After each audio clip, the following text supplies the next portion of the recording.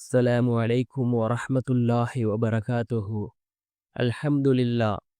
الحمد لله الذي نحمده ونستعينه ونستغفره ونؤمن به ونتوكل عليه أما بعد.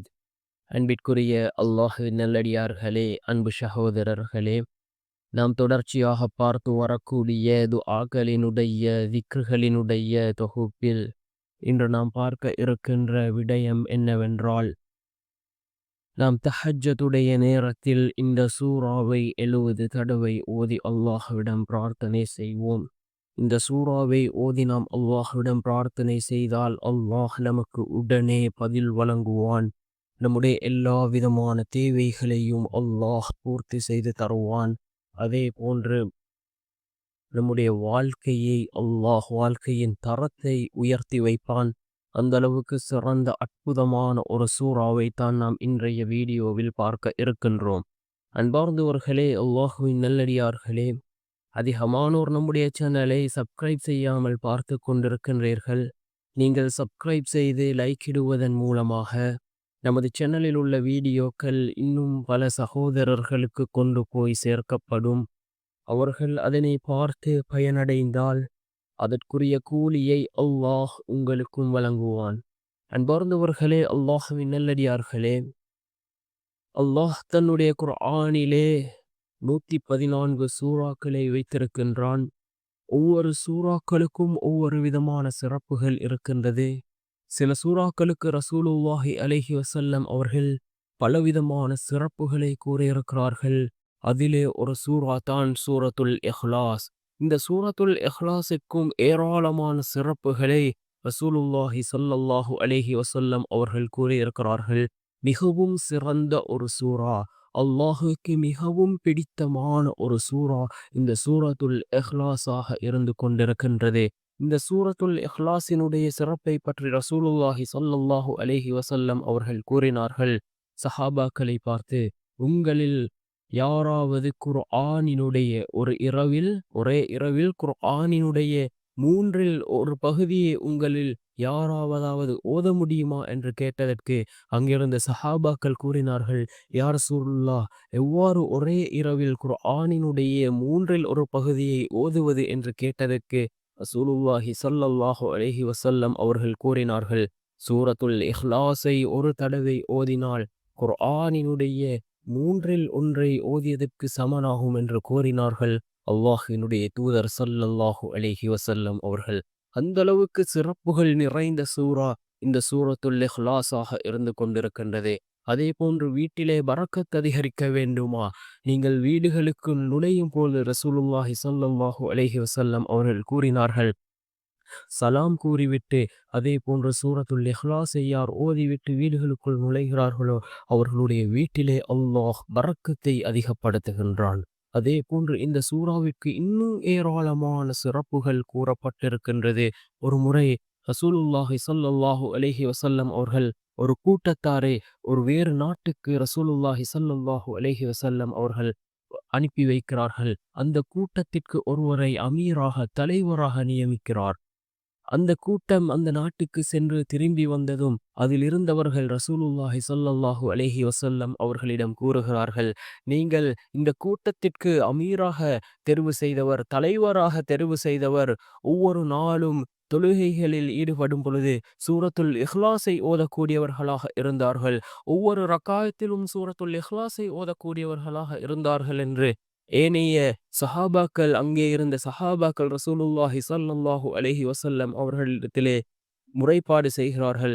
இதனை கேட்ட ரசூலுல்லாஹி ஸல்லல்லாஹு அலைஹி வஸல்லம் அவர்கள் அந்த தலைவரை, அந்த அமீரை அதாவது அமீரிடம் கேட்கிறார்கள் என்னவென்றால், நீங்கள் ஏன் ஒவ்வொரு தொழுகைகளிலும் சூரத்துல் இஹ்லாஸை ஓதினீர்கள் என்று கேட்டதற்கு அந்த சஹாபி கூறுகிறார், எனக்கு சூரத்துல் இஹ்லாஸ் மிகவும் பிடித்தமாக இருக்கின்றது, இதனால் தான் நான் சூரத்துல் இஹ்லாஸை ஒவ்வொரு ரக்காத்திலும் ஓதினேன் என்று கூறியதற்கு ரசூலுல்லாஹி ஸல்லல்லாஹு அலைஹி வஸல்லம் அவர்கள் கூறினார்கள், நீங்கள் சூரத்துல் இஹ்லாஸை நேசித்ததன் காரணமாக அல்லாஹ் உங்களை நேசிக்கின்றான் என்று கூறினார்கள்.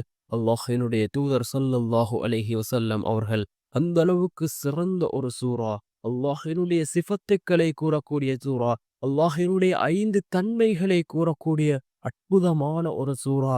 நாம் தஹஜ்ஜுடைய நேரத்தில் இந்த சூறாவை 70 தடவை ஓதுவோம். தஹஜ்ஜுடைய நேரம் மிகச்சிறந்த ஒரு நேரம். நாம் துஆக்கள் கேட்க வேண்டுமா?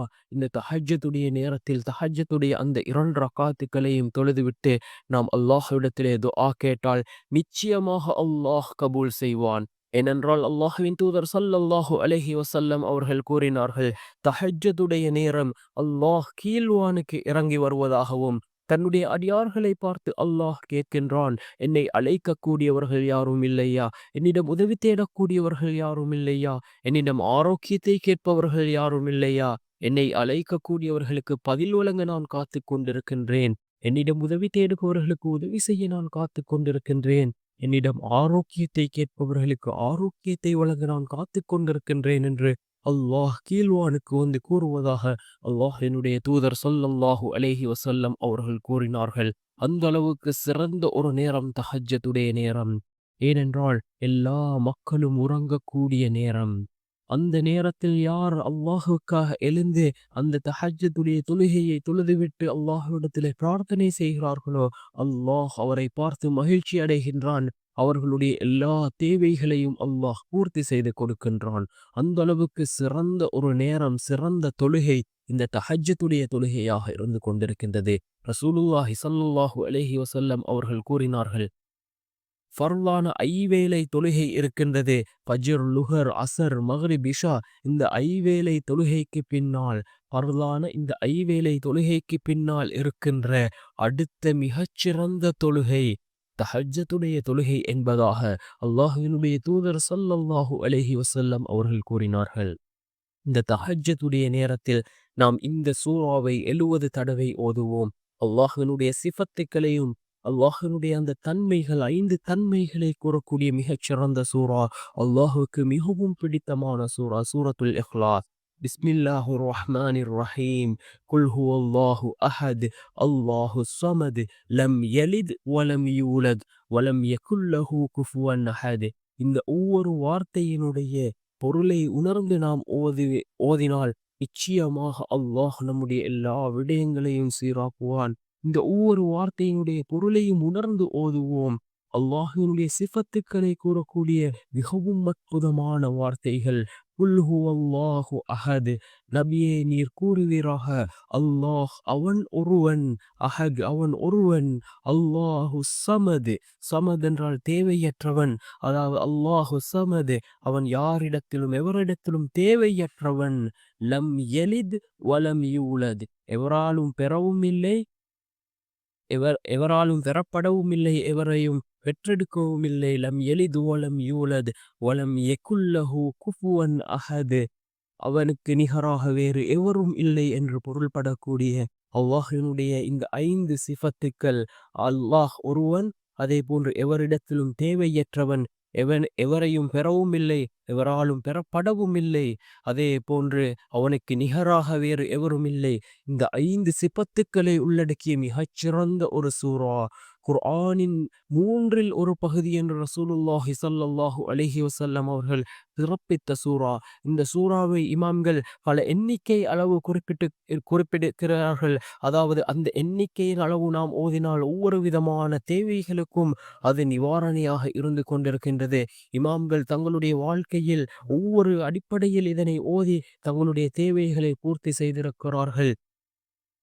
இவ்வாறு நாம் இந்த சூறாக்களை ஓதி அல்லாஹ்விடம் பிரார்த்தனை செய்வோம். நிச்சயமாக அல்லாஹ் ஜல்ல சுப்ஹானஹு வ தஆலா நம்முடைய எல்லா விடயங்களையும் சீராக்குவான். நம்முடைய வாழ்க்கையில் உள்ள கவலைகள், கஷ்டங்கள் அனைத்தையும் அல்லாஹ் நீக்குகின்றான். நிம்மதியான சந்தோஷமான வாழ்க்கையை அல்லாஹ் நமக்கு ஏற்படுத்தி தருவான். அந்த அளவுக்கு சிறந்த இந்த சூரா, இந்த சூரத்துல் இஹ்லாஸை நாமும் நேசிப்போம். அல்லாஹ் நம்மையும் நேசிப்பான். வல்ல நாயன் நம் அனைவரின் பாவங்களையும் மன்னித்து உயர்ந்த ஜன்னத்துல் ஃபிர்தௌஸ் என்ற சூனத்தில் நம் அனைவரையும் ஒன்று சேர்ப்பானாக. ஆமீன்.